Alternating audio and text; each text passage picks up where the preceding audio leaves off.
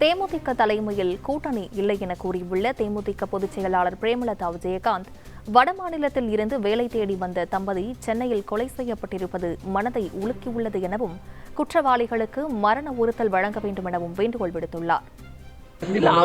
அவங்க கூட்டணி சார்பா நடந்த பொதுக்கூட்டங்க அது.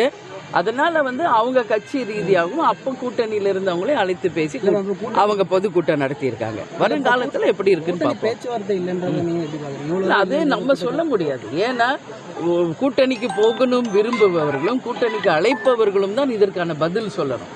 அதில் எங்களுக்கு எந்த ஒரு ஸ்ட்ரெயிட் கனெக்ஷன் இல்லாததுனால அதை பற்றி நான் கருத்து சொன்னால் அது சரியாக இருக்காது. உங்களுக்கு திராவிட கட்சிகள்கிட்ட இதுவரை அழைப்பு வந்திருக்காங்க? இல்லை, சொல்லிட்டேன் ஒரே லைனில், எல்லாருமே எங்களுக்கு தோழமை கட்சிகள் தான், அனைவருமே தோழமை தான். கேப்டனுடைய குரு பூஜைக்கு நீங்கள் பார்த்தீங்களா, எல்லா கட்சியுமே வந்தாங்களா? அதுதான், அனைவரும் தோழமை. கட்சிக்கும் எதிர்காலத்துக்கும் எது நல்லதும் அந்த முடிவை நாங்கள்.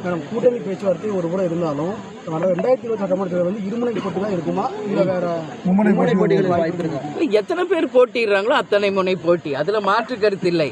ஆனால் மக்கள் யாரை தேர்ந்தெடுத்து யாருக்கு ஆட்சி அதிகாரத்தை கொடுக்குறாங்க அப்படிங்கிறது தேர்தல் முடிவுகள் தான் சொல்லுவாங்க.